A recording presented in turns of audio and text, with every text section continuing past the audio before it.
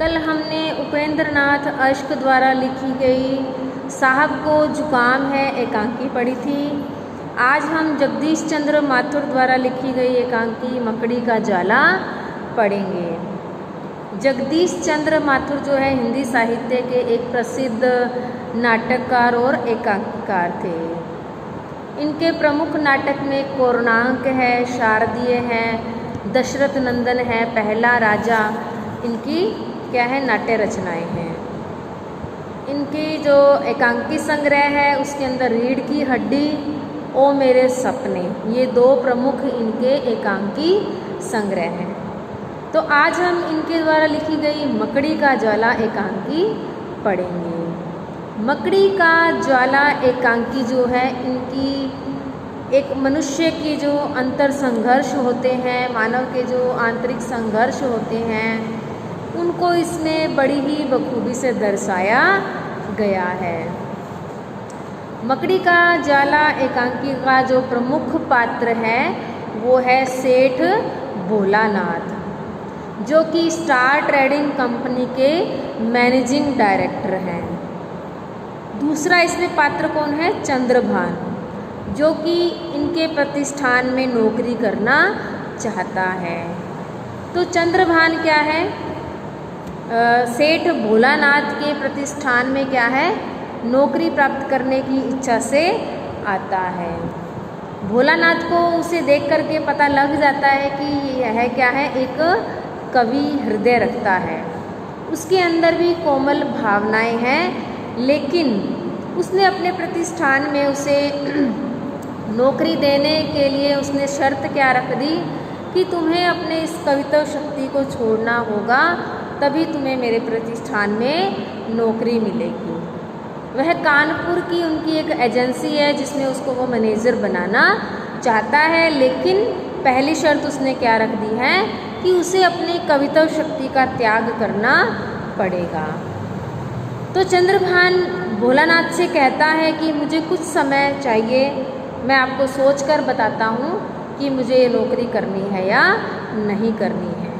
उसके जाने के बाद भोलानाथ क्या है अपने आंतरिक संघर्षों में गुम हो जाते हैं, अर्थात अपनी पुरानी बातों को याद करने लग जाते हैं। वो भी कभी क्या है अपने हृदय में क्या है कविता भाव रखते थे, उनके हृदय में भी कोमल भावनाएं थी, लेकिन धन प्राप्त करने की जो लालसा थी, इच्छा थी, कुछ बनने की, पैसा कमाने की जो उसके अंदर लालसा थी, उसके कारण क्या है उसकी ये सारी की सारी जो इच्छाएं हैं, कविता शक्ति जो है उसकी वो समाप्त हो गई।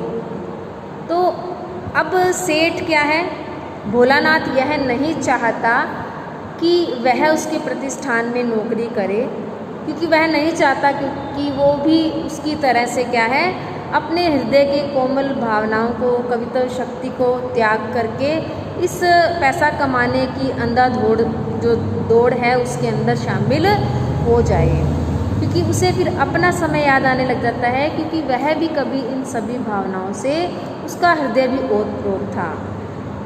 तो इन्हीं बातों को वो सोचता है, अपनी पुरानी बातों को याद करता है कि उसे भी कमला नाम की एक स्त्री से प्रेम हुआ था, लेकिन उसने चाहा कि पहले मैं पढ़ लिख करके कुछ बन जाऊं, पैसा कमा लूं, अपने नामो शोहरत कमा लूं, उसके बाद प्रेम के लिए तो सारी उम्र पड़ी है। तो उसने अपने हृदय की कोमल भावनाओं को, कोमल जो उसकी हृदय की जो प्रेम भाव था, उसने उसका त्याग कर दिया और पैसा कमाने की लालसा में वो इतना आगे निकल गया कि उसके हृदय से प्रेम भावनाएं सब समाप्त हो गई। उसके हृदय को पैसा कमाने की लालसा में कभी सुकून नहीं मिला, अब उसे इस चीज़ का पछतावा हो रहा है। तो वह नहीं चाहता कि चंद्रभान भी उसकी तरह से क्या है अपने हृदय के कोमल भावों को, कविता शक्ति को समाप्त करके इस कंपनी में आकर के वो नौकरी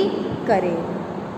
लेकिन अंत में क्या होता है कि भोलानाथ के पास आकर के चंद्रभान उनके प्रतिष्ठान में नौकरी करने के लिए हाँ कर देता है। तो चंद्रभान काफ़ी निराश होते हैं।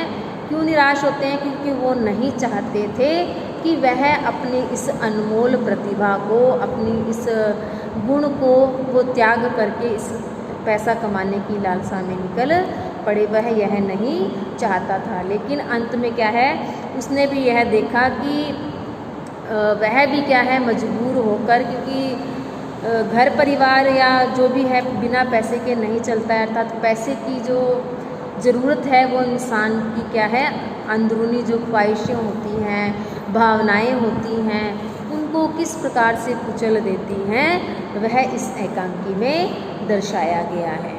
मकड़ी का जाला एकांकी जो है जगदीश चंद्र माथुर की हिंदी नाट्य कला की सबसे सर्वश्रेष्ठ एकांकी मानी जाती है।